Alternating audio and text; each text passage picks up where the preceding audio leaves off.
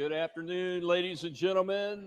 This is Rob Manus back with the show live, and we have got an exciting one this week again. There's all kinds of things going on. The title of the show is What the Hell is Happening to America's Armed Forces? While China is using its military power to challenge the freedom of Taiwan almost daily and run vast concentration camps attacking religious freedom, we see nothing but silliness coming from senior leaders in America's military. It pains me to do these types of shows because I'm intensely loyal to my brothers and sisters who have served and are serving today, some at very senior levels. I know them, but my loyalty to the Constitution drives me to consistently and continuously call this craziness out.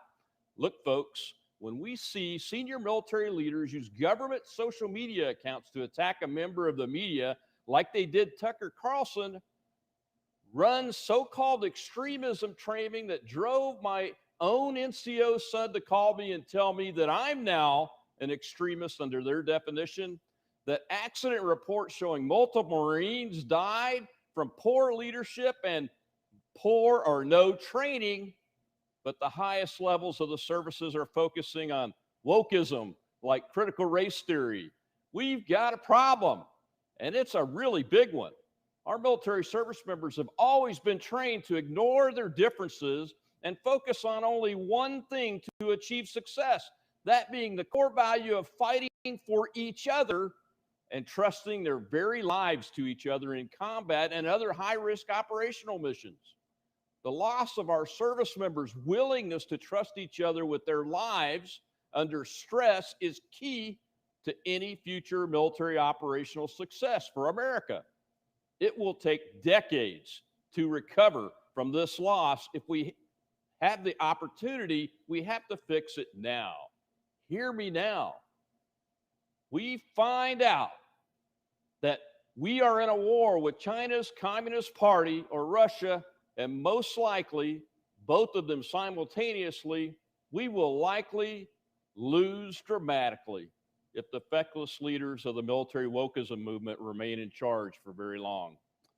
Consider this a sounding of the alarm that defeat is coming if we don't get our act together.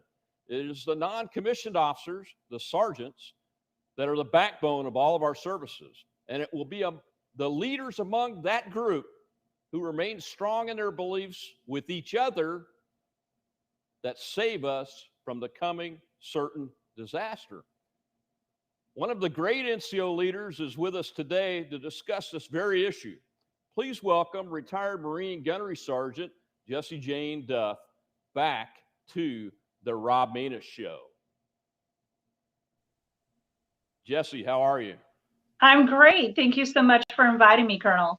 Well, thank you. I know you're very busy, and I've got a little show, but I've got about 250,000 audience, and they know that I'm frustrated as a retired military officer who's commanded Americans, which is a great honor to get to do that, and as a former NCO myself, that what is happening in DOD and the armed forces is just, it's crazy.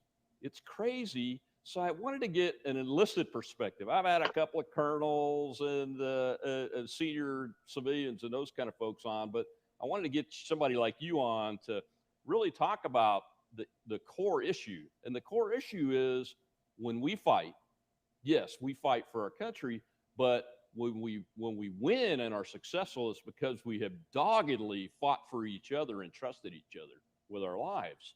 Everybody that's ever done this knows that. Everybody. What are you hearing from the enlisted corps? Well, I think everybody is aghast.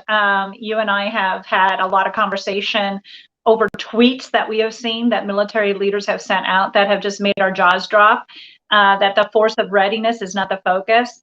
One of the side conversations that I've heard about was a staff sergeant in the Marines. The news was running when they were basically dogging Tucker Carlson for stating the obvious. And essentially, the military, CNN, MSNBC, or whomever it was that was on the network, the staff sergeant said, "We're not going to listen to this BS," and shut it off. So there are those that are just astounded themselves within the ranks. However, let's just be very clear. This has been a long time coming. If anybody thinks that President Trump was just going to gut the military, and you know, and I know from being in the ranks, by the time you've reached 4-star general, you've been around quite some time. And you weren't promoted necessarily under President Trump. Recently, the Space Command general sent out a tweet that both you and I were shaking our heads over, a 4-star general. So I looked him up very quickly.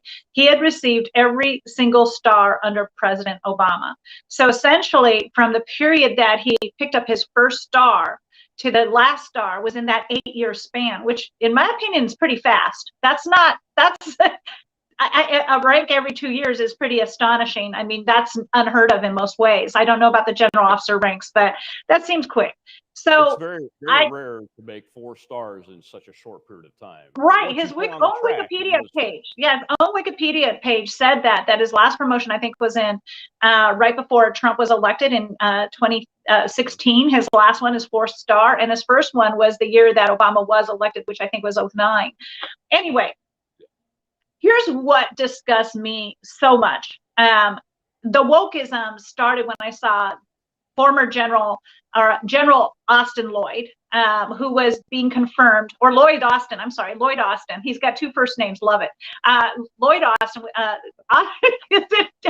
Lloyd's the last name, right? Or is it Austin Lloyd? Lloyd Austin? Anyway, I digress. Austin's the last name. Austin's the last name. Okay, 2 first names doesn't help anybody.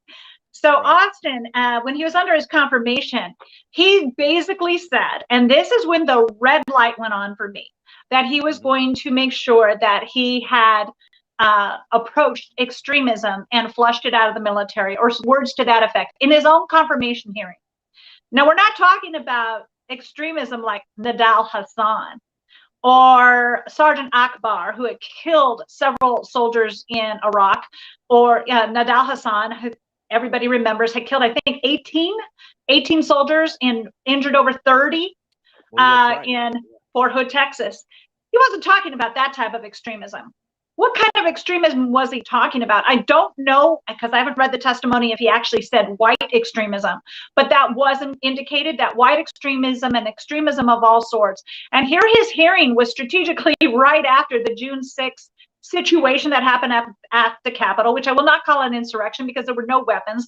The only person who was actually killed there was Ashley Babbitt, who was shot by a police officer inside.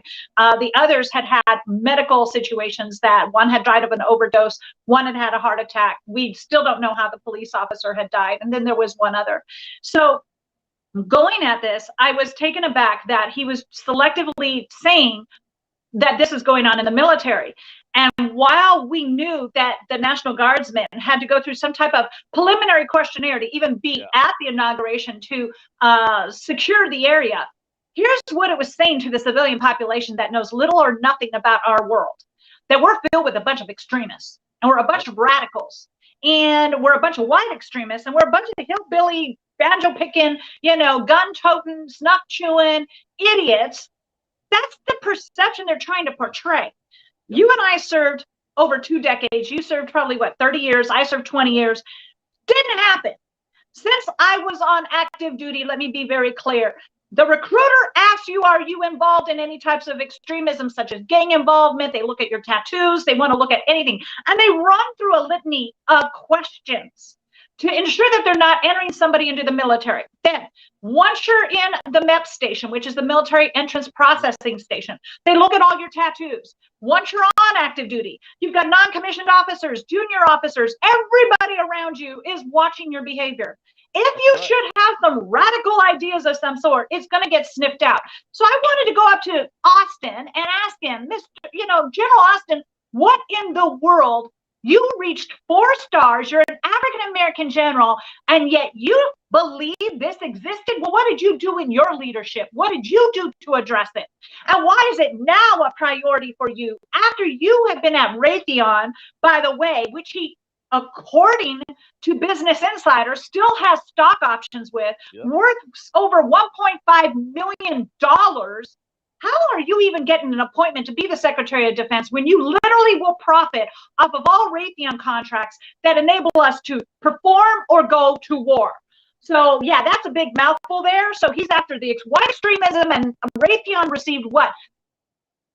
Over 3 million in contracts so far since he's been in place. Gunny, have you heard from anybody that's had Austin's extremism training? Okay, so the extremism training essentially is upsetting a lot of the non-cons. So non-cons in the Marine Corps are very vocal. Non-cons, yeah. Non-commissioned officers, staff non-commissioned officers, people like me, the gunnery sergeants, we often don't go past gunnery sergeant because we do speak our mind. We're probably the most non-political senior ranking position in the military. We really are non-political. You're not going to see first sergeant if you have a big mouth. I have a big mouth. I didn't want to see first sergeant. I got out. But while you're on active duty, what I've gathered is that they are talking about all these extremisms, white extremism, radical extremism of sort, but yet they're not addressing the very extremism under their noses that the National Guard has had to show up for to protect its citizens, such as your Antifa riots and the Black Lives Matters riots.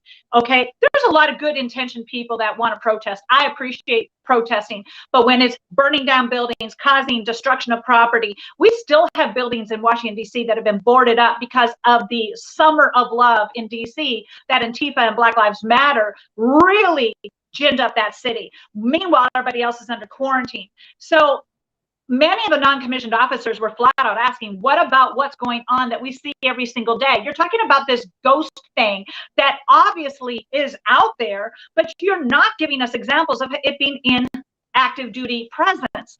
I mean, I have yet to see, but then again, I'm not researching every court-martial out there.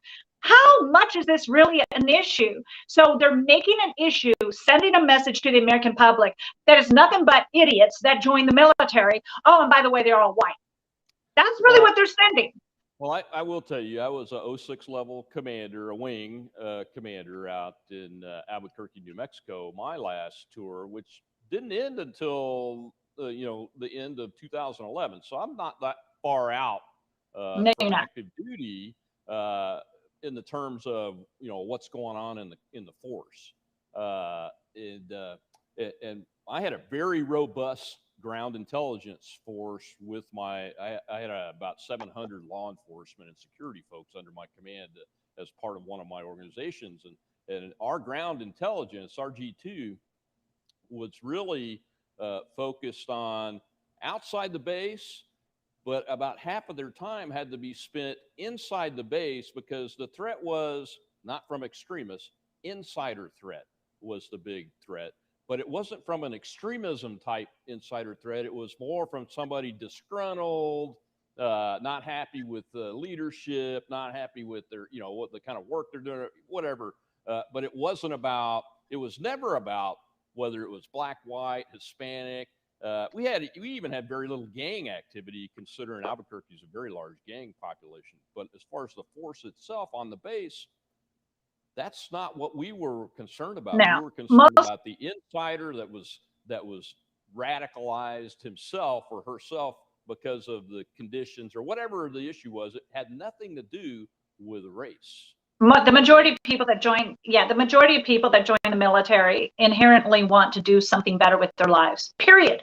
And whether it be the motivation of patriotism or enhancing their opportunity for their future, getting out of their town, everybody has a little bit of a different motivation, but ultimately, they still know they're going to be defending that flag. They ultimately know that it is for the love of country. You don't join the military because of a despicable attitude about your fellow American. Why would you join the military particularly in the Marine Corps, where every man is a rifleman, and that includes the females too? Your life could potentially be on the line. But let's go on to what the next thing was that infuriated me. Needless to say, I'm not quiet. So it's been quite a few issues. Right after that was Joe Biden, President Biden. I'm going to be respectful. He's President Biden and making a mockery of the title, I might add. But he is the certifiably elected president. Okay, doesn't mean he won. He's certified. The certified president stood in front of two female generals getting promoted. I think one was Air Force and the other, as I recall, was Army. Correct me if I'm wrong. I believe one was a 4-star and the other was a 3-star. So Lieutenant General and General. And instead of, now maybe I missed this part of his presentation, But the highlighted part that we all saw that got into the headlines was when President Biden decides to go on and talk about maternity flight suits, apparently hair regulations, and nail polish color to encourage women to be able to have longer careers. Now, if that was my promotion to gunnery sergeant, now naturally I wouldn't be behind the president of the United States. I would have wanted to chokehold anybody who said that at my promotion. What are you suggesting? That I will be part of a problem of pregnancy and inability to deploy, and I'm more concerned about my new hairstyle or my nail polish regulations? Because goodness, we don't want to re-enlist if we can't have nail polish on. We don't want to re-enlist if we can't have fancy schmancy hairstyles. I would have been so insulted with the implication that these were my priorities, because the real attitude of most women on active duty, in fact, to their own detriment, in my opinion, is that they didn't want any special treatment. They don't want special hairstyles. They'd rather you say no more nail polish regulation versus all of these craziness, because the fact of the matter is we are uniform and we are fighting for the same cause.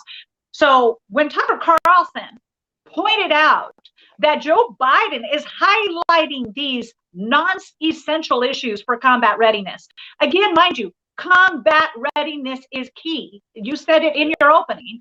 It is. He's highlighting why is the president, the commander-in-chief, focusing on maternity uniforms and hairstyles, nail polish, et cetera, versus these women are warriors and they're going to kick your behind if you even think you're going to cross them. I'm sending them to the most aggressive commands out there. They're going to be the first women in the command on these positions. He could have really drummed this up. Instead, he dumbed it down. He made it look like we are now a social services agency trying to hire more women, which is not the purpose of the military. And then he went on to focus on China and talk about how China is trying to ensure that they're masculine enough, that they're buff enough, mean enough, hard charger enough, which used to be the mantra of the military, and has the world's largest navy. He went on to talk about how China is featuring these things to scare their enemies. Psychological warfare is very powerful. But instead, we've got this guy blumbering along who has to have everything wiped down before he even touches it, and he's double masked. And, you know, yes, I'm mocking a lot of this because he's not speaking from a position of strength. Right. Then he couldn't even remember Secretary Austin's name. He couldn't remember. Now, granted, I said Austin Lloyd and Lloyd Austin, but hey, I know his name. Couldn't remember the name of the Pentagon, and admittedly did it on the air. He said that outfit over there. Now, that's how my parents talk. That outfit over there, you know, that outfit over there. That's across the river, the Pentagon.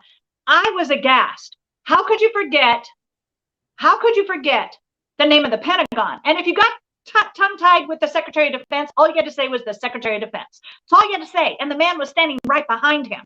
So now we've got on social media all of these quote-unquote leaders coming out. And to my disgust, just like you said in your opening, I went out and attacked military members, which I have never done. And because I've been off of active duty a while, I probably felt the fortitude to do it and say, call it out. Sergeant Major of the Marine Corps. I was astounded. He comes out and he starts talking about his wife and how she was the most exceptional leader that he knows. She raised their children, and that for this to be said about our sisters in uniform, I shot back at him and I said flat out, this had nothing to do with your wife or me. This had everything to do with not presenting our military as a force of readiness and making the focus on maternity uniforms, which, by the way, I've never seen anybody not have access to while we were on active duty. Like, they honestly thought they had to come through as heroes and defend their women, which was even more insulting. Sergeant Major of the Army. These are the top two enlisted men. We both saw the Nimrod from the Space Command, the Master Gunnery Sergeant, which is equal to a Sergeant Major in the Marine Corps, come out with his own video and post his Periscope or whatever it's called, talking about, I don't even have cable TV, but I think this needs to be addressed, which right there tells me he didn't even see Tucker Carlson's briefing, open-minded, but you know where it all comes back from? The Pentagon. Kirby. Admiral Kirby, retired, who's now the spokesperson for the Pentagon, thought it was appropriate for him to come out aggressively against Tucker Carlson and make a statement from the Pentagon's platform, and all of these knuckleheads decided to come running after, like, here we are, we agree. And it was the Army and the Marine Corps that I saw predominantly do it. So I dare to say, when you've got the military now going after a civilian talk show host, this is like going after Bob Barker. What are you doing?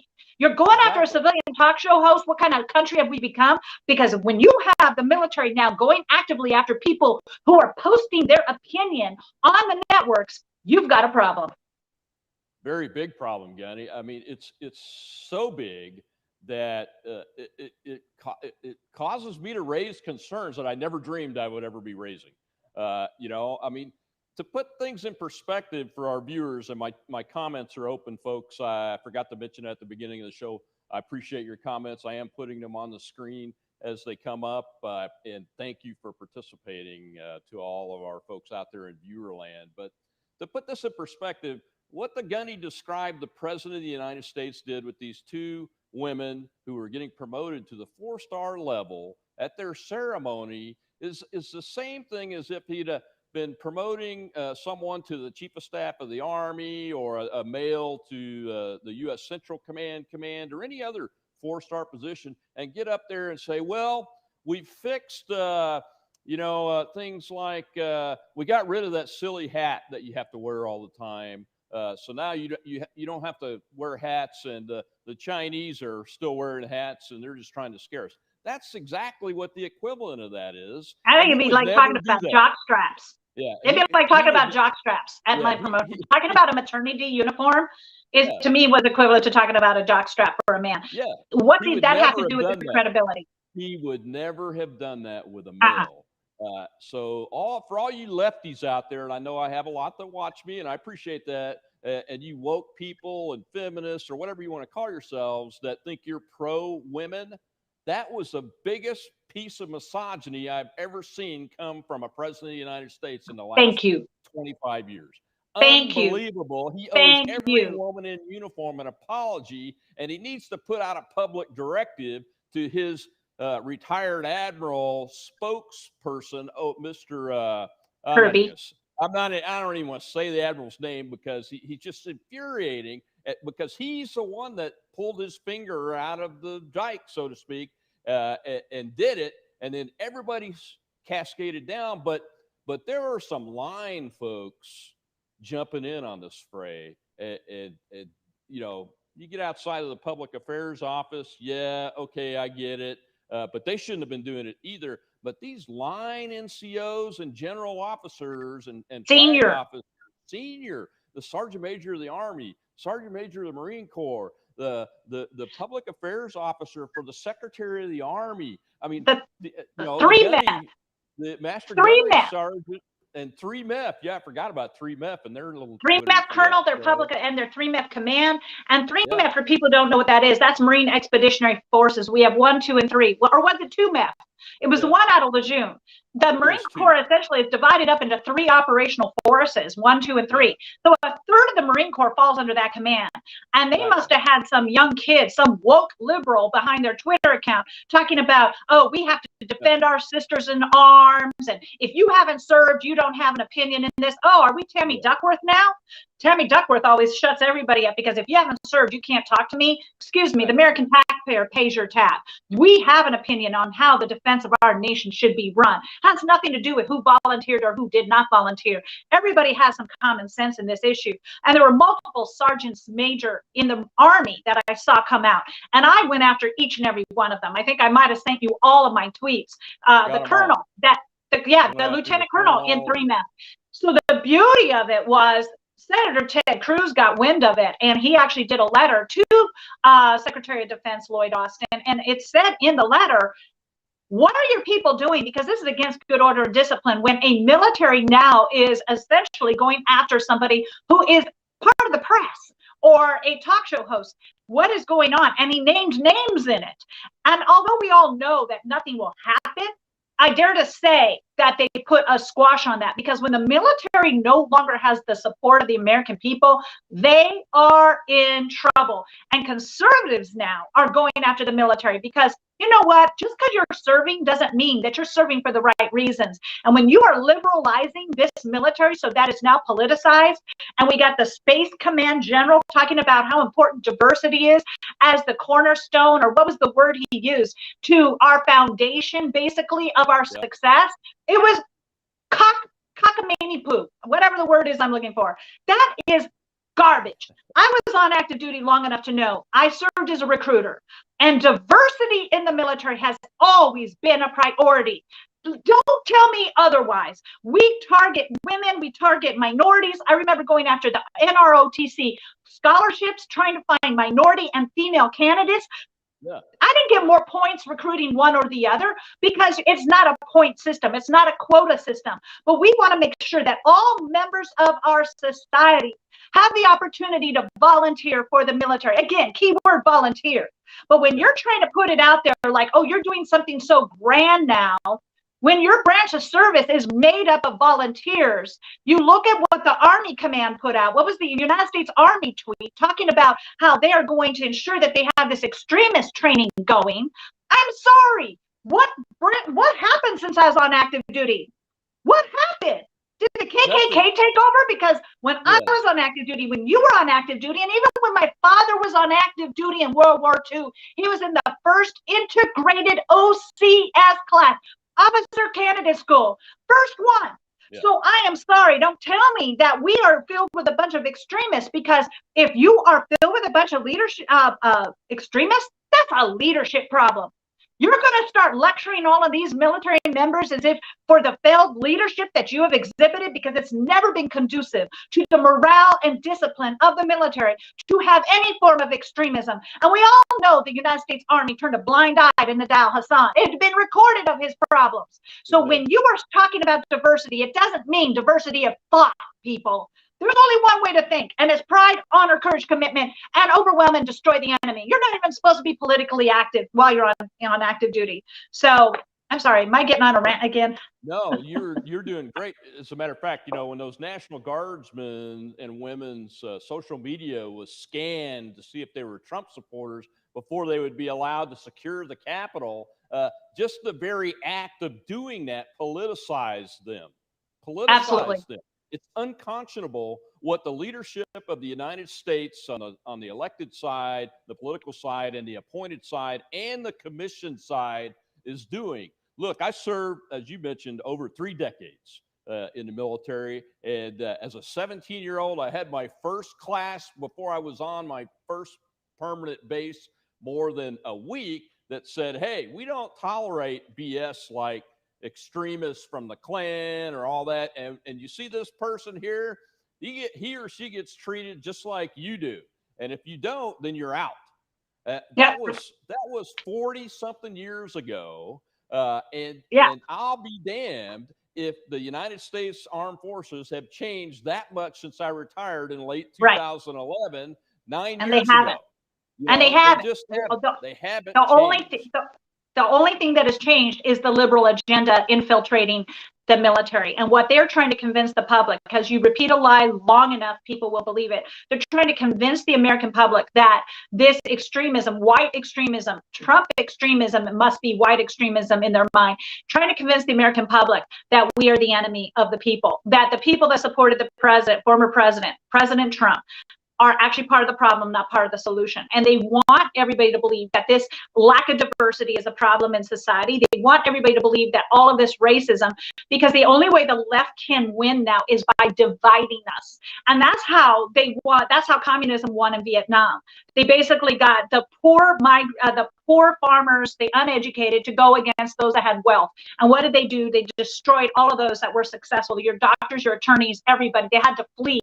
The Killing Fields talks about this, how the doctor was operating, I believe, on his own wife or somebody that he cared for, and the communists are coming. He had to flee. You're looking at dividing and making people polarized instead of uniting the way I came up in the military and the way you came up in the military. We had some golden years, and I saw the shift happen under President Obama when he started inserting himself into every racial equation, starting with Trayvon Martin. Right or wrong, whether the guy, I don't believe that Trayvon Martin's outcome was fair or reasonable, because the kid was shot and killed. But when he says that could have been my son, Now it's racial. When he went to Ferguson and had his DOJ go in there and do this investigation, and they basically said, hands up, don't shoot, which turned out to be a lie by Adrian Peterson. I still remember the guy's name. It was a flat out lie, because the autopsy showed when he was shot, he was essentially charging towards the cop. He had gun residue on his hand because he had reached into the police car, as I recall. Look, I'm not saying we don't have racial problems, but when you exploit it, as the left has done, they're vilifying anybody who's a Trump supporter and calling us a racist and extremist. And what can one white person do to defend themselves? If you say, well, I've got black friends, they say, oh yeah, that's the classic line. Oh, I like black people. Whatever you say, you're still vilified. And that is categorically false. I stand against it. You know, look at what they did to Piers Morgan for going after Meghan Markle, who of all people is trying to claim racism. When she was invited into their home, allowed to marry their son, they gave her the glorious wedding with a black choir present, for goodness sake. And shame on Oprah Winfrey, who's old enough to know better, that this is not what racism looks like. So tragically, I think the military is being used to politicize the military. It allows it to become less effective. That's essentially what happens. Because I hate to think in big conspiracy theory, but why is it that Barack Obama had cut so much funding of the military? What was it? Roughly, it was about $5 billion when they did the sequestration. We were categorically, the Marines and the Army were considered weak in readiness. They were graded by the Heritage Foundation, and they saw the number of brigades that were combat ready, the number of battalions that were combat ready, and they actually evaluated. And you remember from active duty, we had what are called react drills, where your equipment has to go online. You got to be ready in 24 to 40, less than 24 hours to deploy. They saw that we were weak in readiness. And Obama's whole answer was, well, this is sequestration. Yeah, it was across the board cuts. It was President Trump that made sure over $7 billion were pumped into the military. They were winning over the hearts and minds of anybody on active duty, because the fact is they saw the biggest pay raise they had ever seen in a decade. They were renewing their equipment. They were ensuring we were the most powerful force. And guess what else? We were ending endless wars. We're not going to be pawns. I couldn't believe when people like Dan Crenshaw went after the president for withdrawing us out of Syria.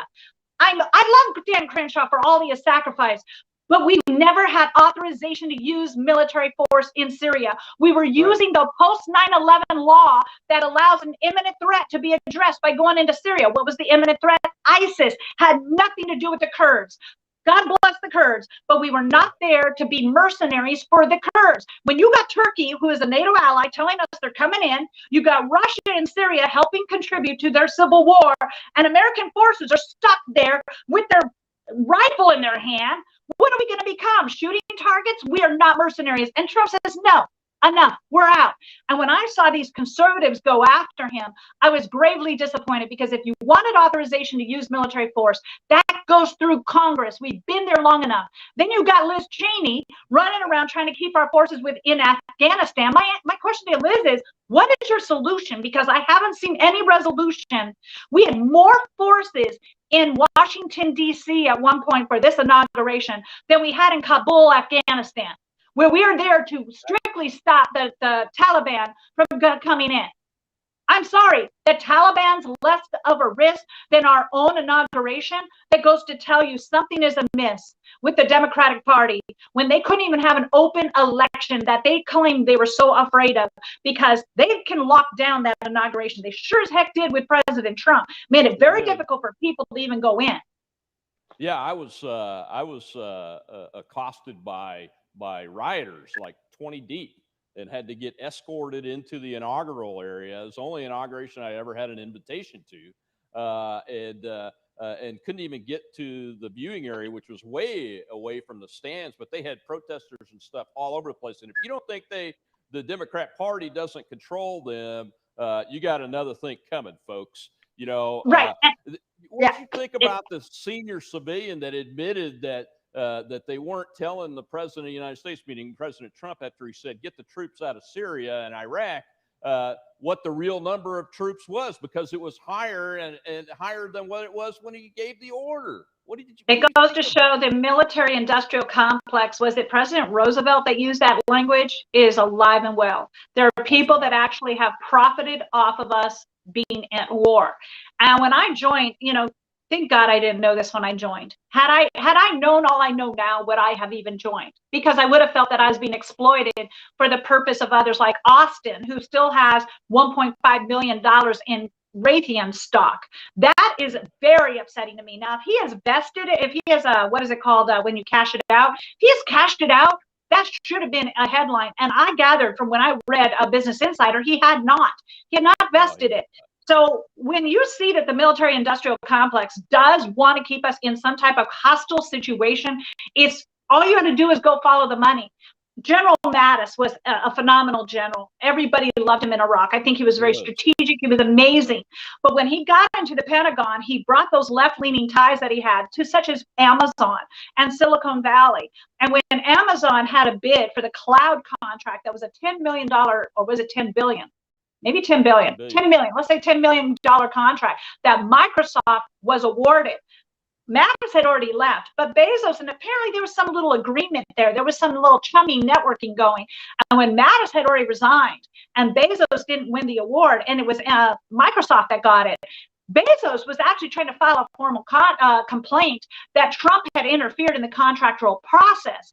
Now, I've been in the contracting industry for a long time.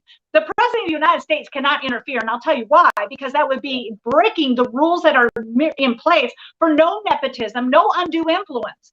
That award was given to a smaller cloud services, but as qualified, and Bezos was furious, like his pockets aren't, you know, rich enough. But that was just one example. I was very disappointed in Mattis. I'm not ensuring that we researched further the women fighting in ground combat.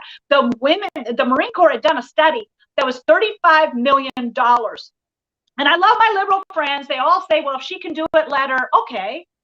Every man that joins the Marine Corps has to meet a minimum physical fitness standard. And what is that standard meant for? For combat. Everybody takes it. But the women had combat exemption. That's why we weren't doing pull-ups. That's why we didn't have to run as fast as a man in our 3-mile run. But in the Dean for Equality, many of these women are like, well, why aren't we taking the same physical fitness test?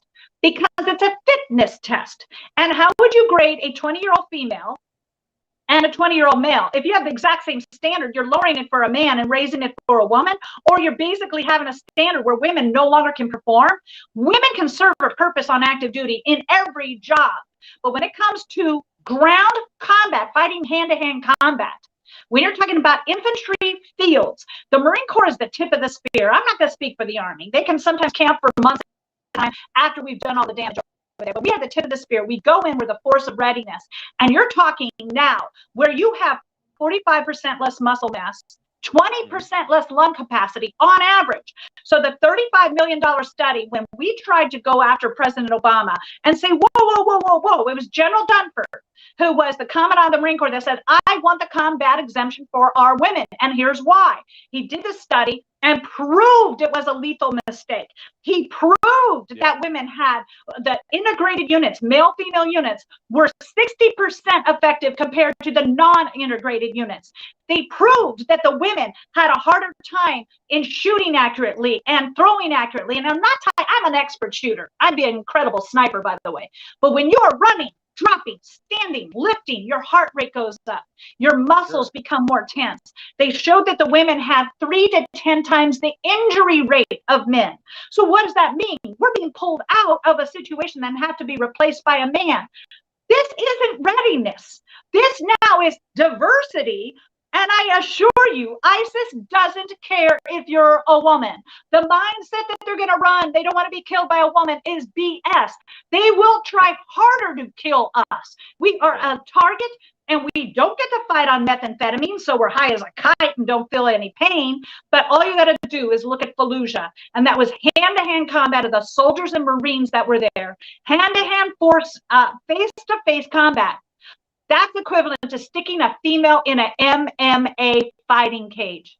The most fit female in MMA should never be fighting with a man in MMA. If we are so equal, then why aren't women in the NFL? Why don't we have a wide receiver that's a female? Because the moment she gets clobbered by that strong safety, the American public would be aghast. Don't tell me about the one woman who can do it, because the training is one thing. They get, okay, and we all know that there was some recycling going on with the Ranger School. We know this. We also know it took over 20 women before we could get one female through officer candidate school in the Marine Corps. I'm not officer candidate school, correct myself, infantry officers course. And they did modify the standard where you could carry your buddy's pack and you could help each other. Okay, that's nice. But in combat, the standard is not even relevant. It's about survival. So even the most qualified female comes to here. She meets the male standard. But do you know that the infantry officers are the most coveted position in the Marine Corps? So you're getting the best of the best. So the men are here and the women are always going to you're never going to be the same as a man. So this mindset that diversity matters, as the ISIS fighter is putting a knife in your heart, he doesn't care. And we're making fools of ourselves fighting for this. And that's when it started under President Obama. And I'm sorry to say it is now continuing over to today. And what was the sweeping motion that Biden did? Transgenders. President Trump allowed transgenders in the military. And people don't know this, but you had to be in that gender for 5 years. You're not coming on active duty and being non-deployable and having to go get your surgery and live as a woman for a year. Because if you're a man, you got to go live as a woman. You're wearing their uniforms. You're going to go to the showers with them. You're going to the field with them. You're doing everything as a woman. I'm sorry, you cannot come on active duty with pending medical issues other than getting your wisdom teeth pulled, I believe. I mean, there's thousands of reasons you cannot join. So 5 years you've lived in that gender, you have the doctor's note. I have no issue with you coming on active duty, and you're a great dentist, a doctor, you go in the infantry, whatever you want, because you've proven that this is where you need to be. But if you're experimenting still, you're 18 years old and you're declaring yourself to be a female, but you're a male, are you going to biologically go to boot camp with the biological females? I'm sorry, this is an array of issues. And the military spent, and under Mattis, they did, this is where Mattis did succeed. He did do a study that showed it was a combat readiness issue because they were non-deployable. Because Mattis was as open-minded as you could get. But sadly, he was for keeping us in Afghanistan. He was for us keeping our boots on the ground. And where did he come from? Guess what company? I believe it was Raytheon. No. The one after him came from Raytheon. Where was Mattis coming from? He came from another. Northrop Grumman, I believe. He came from another defense contractor. Yeah, so all of these guys. Raytheon too. So I mean, that's a we've got to dismantle that trend. You know, Lieutenant General. And Elizabeth Warren went after the last one. Elizabeth Warren went after Esper and talked about this, but she sure gave Lloyd Austin a pass. She was gentle on him, and he says, my only focus is the morale and warfare of the men and women who serve. Really? Then I need you to get rid of all that stock option before you even go into the Pentagon. Absolutely. All of that should be gone. I mean, you cannot imagine the pressure that somebody is under at that level of position. They don't need that type of contradiction in their minds when they're trying to make decisions, even if their intention is good. And human nature tells us their intention is not going to be good. And I just want to go back and touch on the thing about Obama and readiness for a second, Gunny. You know, I was signing my final classified operational readiness reports as I left the military, and I can tell you that I can't tell you what the score was, but I can tell you that for 3 years prior to that, I had started submitting, for the first time in my career, I had to start submitting readiness reports that were not at the level that I had served for 20-something years, almost 30 years under, and they weren't higher because you couldn't go. It's embarrassing. It's embarrassing. Exactly. It is embarrassing. They're career enders too, because guess who the fall guy is? The men and women that are in that particular command for not being ready, even though the funding is short. We were not able to get many of our pilots on the Army, Navy, Air Force, and Marines trained with flight hours. You know, that was a critical piece of it. And so essentially we could only fight a war on one front under the Obama years because the cuts had been so severe. So thank goodness Kim Jong-un didn't get a hair up his behind and start bombing Guam, because he had the capability to do it. He had thrown missiles over Japan. He was taunting And now we look at what's going on in the Ukraine. Here's what really boggles my mind is that President Biden is able to stop funding to the Ukraine. I just read this today, several $billions, am I correct? So that, you know, they are now in a position of having to defend themselves with Russia, and we aren't even treating our ally respectably. Is that by chance because they're investigating him and his son, Hunter Biden, after that whole debacle? Isn't that exactly what they tried to impeach Donald Trump for? How is it? Yep. Maybe I'm missing something. Maybe I'm reading one of these wackadoodle sites, because I do sometimes fall into those. But I would like to know, is this actually real? Is Joe Biden withholding funding from the Ukraine because of President Trump? The Ukraine can actually defend itself. President Trump made sure that they got the weapons that they needed, because Russia's always been interested in that Black Sea hole over there because of the freshwater, the warm water ports of Crimea. Yeah. And they've had absolute influence over that area. And it's been a very hostile zone for some time. But now Biden, one day he's sharp as a tack. I mean, he'll fewer than most. I'm not going to sit here and just say Dementia Joe. I'm not trying to be that person. But there's other days that it's bumbling along, like the female's promotion, the general's promotion, and you're just wondering, is this part of cognitive decline? Because on some days you can be very lucid and on point, and then other days he's just kind of mishmashing along. And you know Putin's seeing that. He doesn't carry himself as a force to be dealt with, whereas President Trump always did. World leaders, love him or hate him, knew where they stood with President Trump, and he wasn't going to monkey around. But we all know that Joe Biden has his hands in multiple pockets based upon Hunter Biden's laptops. We know it's China. We know the Ukraine. He threatened them. We also know that he has other countries that Hunter Biden is tied to. I just don't understand how we've come here in our country where we can't expose the truth. How the DOJ could allow a dossier to be gone to a FISA court to surveil an entire presidential campaign under false information. Where, I mean, the country you and I naively thought, I'm going to go serve. If I knew what I knew now, I don't know that I would have. And I'm so grateful I did, because God bless the United States Army, Navy, Marines, every one of us in the Air Force. Why wouldn't I want to serve? But you lose your confidence in this leadership that is abusing it. And that is really tragic. Yeah, I have 3 sons that have served. I have one that's left on active duty, and he's a E5 staff sergeant NCO level, frontline supervisor.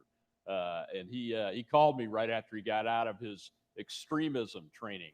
He said, Dad, Dad, you're an extremist under their definition.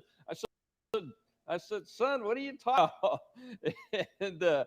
And he said, well, they said if you're a person that's willing to die for your cause, that makes you an extremist. And I know that you would die for the Constitution because you served all those years. So you're an extremist. And he said, by the way, you're a religious extremist too. I said, what do you mean? He said, well, they said if people hold strong religious views like being pro-life, that they're extremists. And I'm 100% pro-life. I even came out a year ago against the death penalty. I'm so pro-life now. And I said, well, you know, son, don't report me, because they were teaching them really that they have to report people.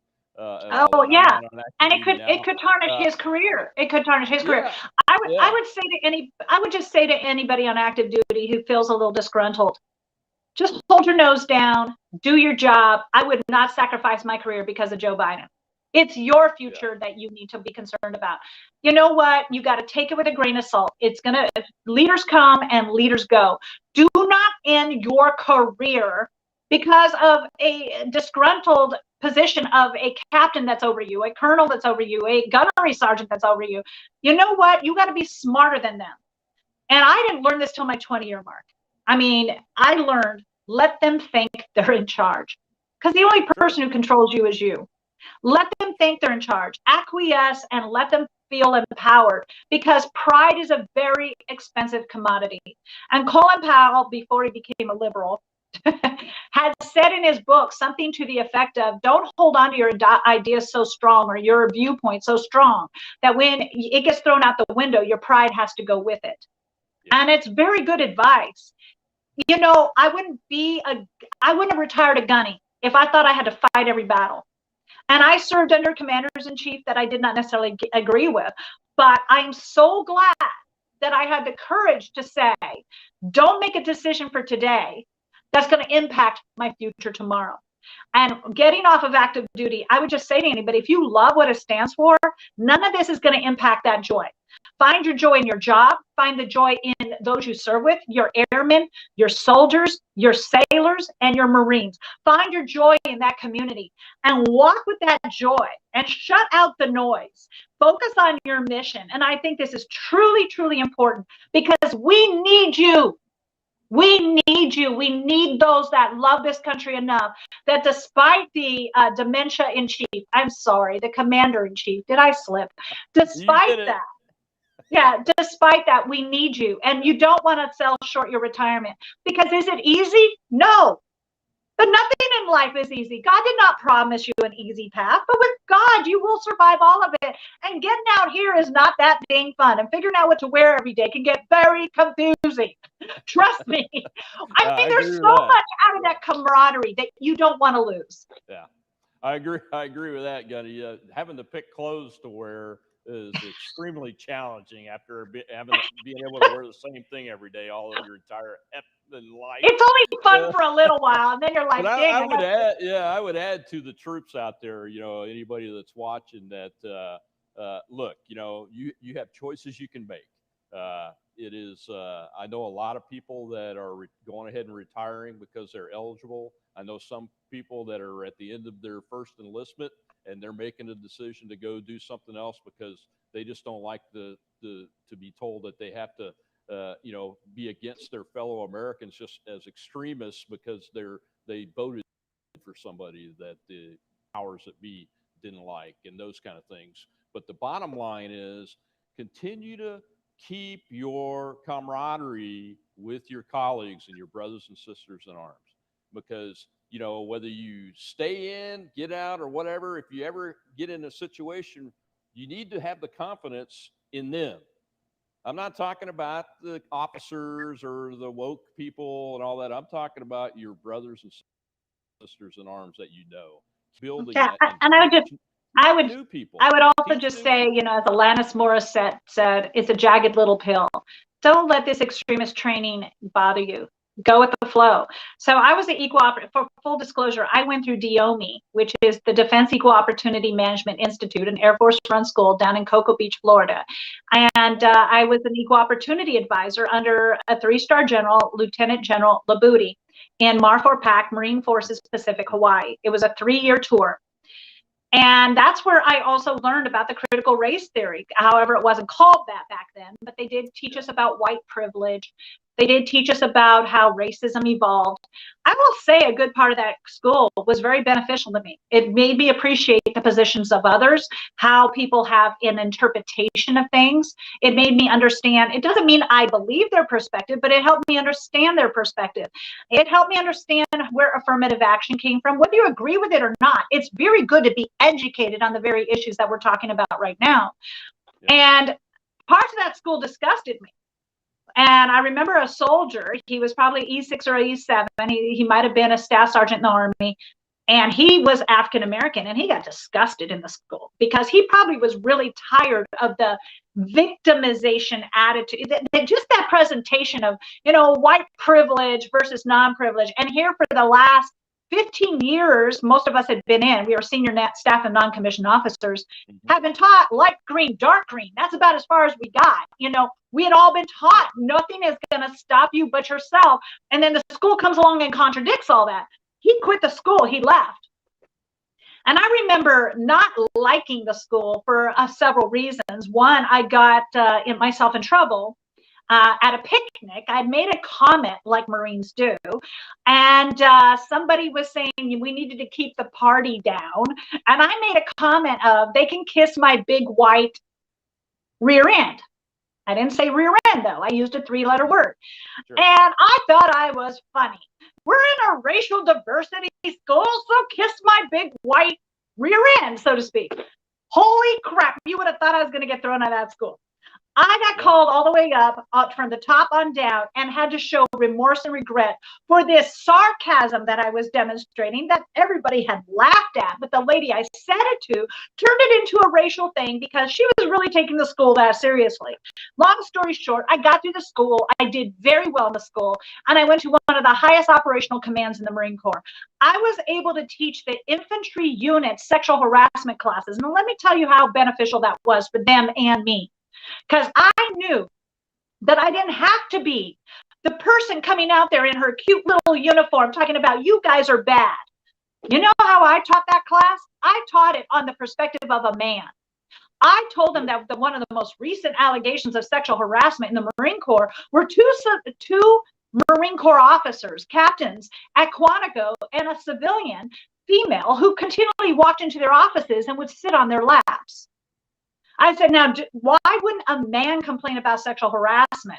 And one of the infantrymen, I never forget this, it happened in every class, would yell out, because we like it. And I would say, but that's not sexual harassment. What is sexual harassment? It has to meet the criteria of three things: unwanted, sexual in nature, and creates a hostile or intimidated work environment. It's unwanted, it's sexual harassment. So I would say to them, from a perspective of a man, you guys go through it too, but you often feel that you can't report it because you're a man. I said, and I would deliberately wear my Charlie uniform, which was the skirt and the little blouse, and I would walk out there in high heels because, you know, they saw me as part of the problem, not part of the solution. Yeah, but I would flip the script, and I have my gunnery sergeant rank on, and I said, if one of you had a private first class who came to you and said, hey, Gunny Duff is making me come over to her quarters tonight to work on her laptop. And they all start chuckling because I know I look like a blonde bombshell up there. I mean, but I'm getting in their head. And I said, what are you going to say to him? And they all yell, go for it. And I said, and now you have just made that Marine feel like he can't report it. And now you've made that Marine feel like it's his problem, that he's part of the problem. And why doesn't he just go with the flow and laugh it off? I said, that's sexual harassment.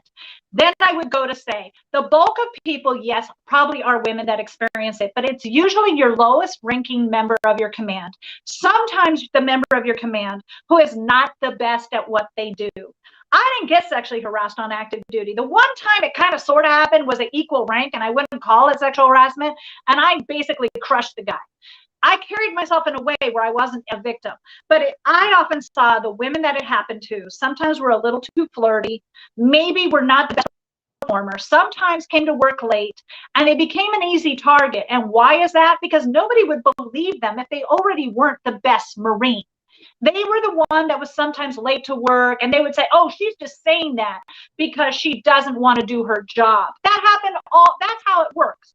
The other problem for some of these women is that they tolerate the humor. I would teach all my female Marines, don't try to smoke and joke with these guys. Because I'm going to tell you right now, when you act like a man, they're going to treat you like a man.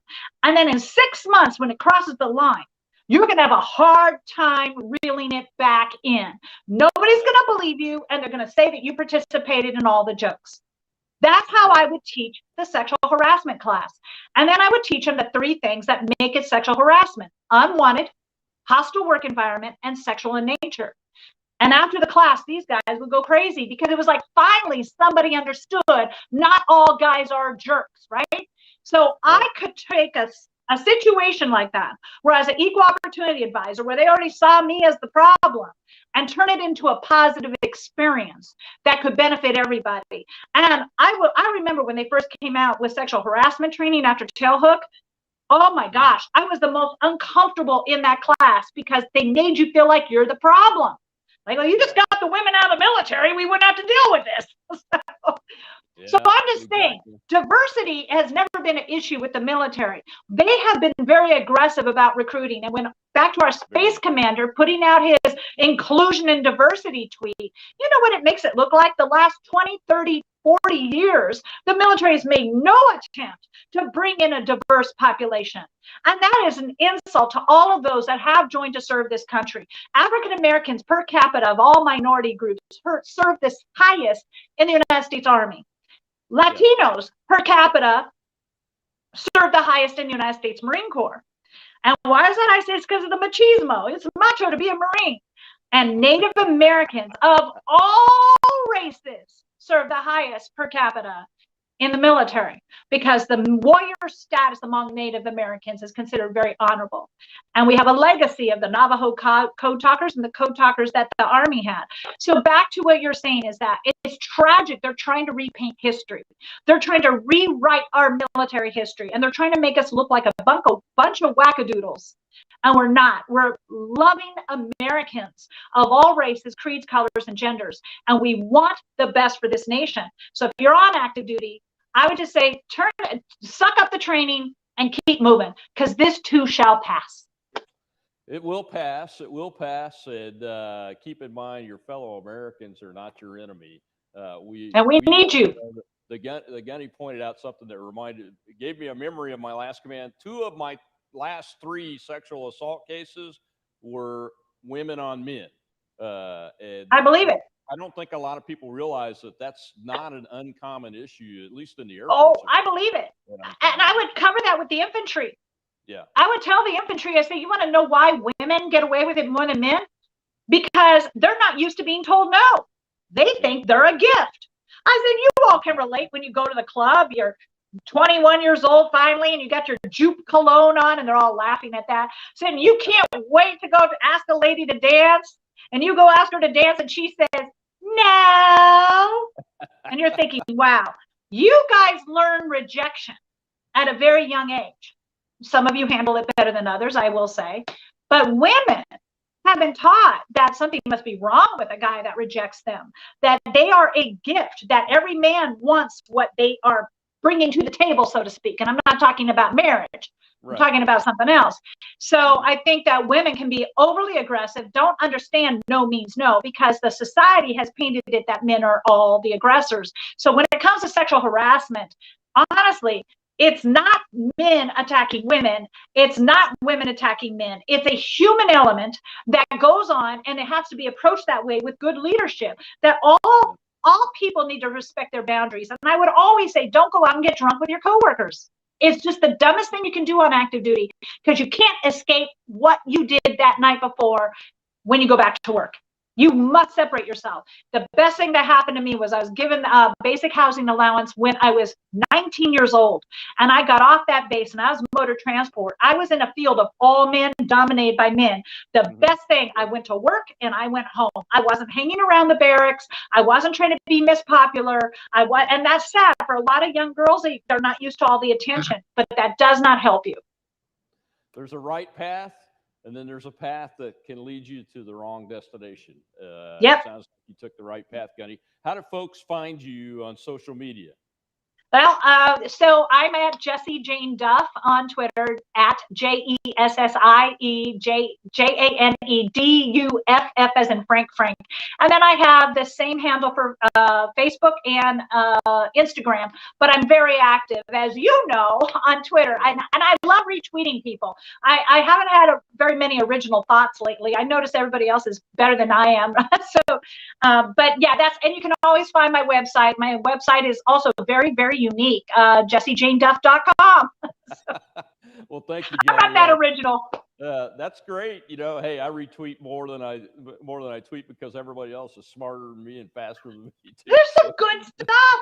There is some really good, smart stuff out there. There's a lot of great people in this world, and I know people think Twitter's a cesspool, but I get a lot out of it, and I learn something every day, especially from people that are a lot younger than me. And I do appreciate you coming on and giving the senior NCOs perspective on these issues, because we are in trouble when it comes to this. But the key is, the glue is, and the backbone is the non-commissioned officer of the U.S. Armed Forces. Thank you so much for coming with us today. Thank you. I appreciate being here. Thank you for inviting me, Colonel. Have a great day. Thanks, Gunny. Bye-bye. Bye. Well, ladies and gentlemen, that was retired U.S. Marine Corps Gunnery Sergeant Jessie Jane Duff. It was a great show, and we definitely appreciate her spending the time and coming on with us. And until next week, when we'll be talking about foreign policy under the Biden administration and energy policy under the Biden administration with our next guest, which will be an assistant secretary of energy from previous administration. So we look forward to that. Thank you for joining us today. We appreciate your comments. I hope you saw that I was putting them up on the screen because your engagement is important to us because we want you to get something out of these shows. And I'm just thrilled to have the opportunity to have guests like Gunnery Sergeant Duff on board and to bring you this type of high quality information. So until next week, I'm Rob Manus.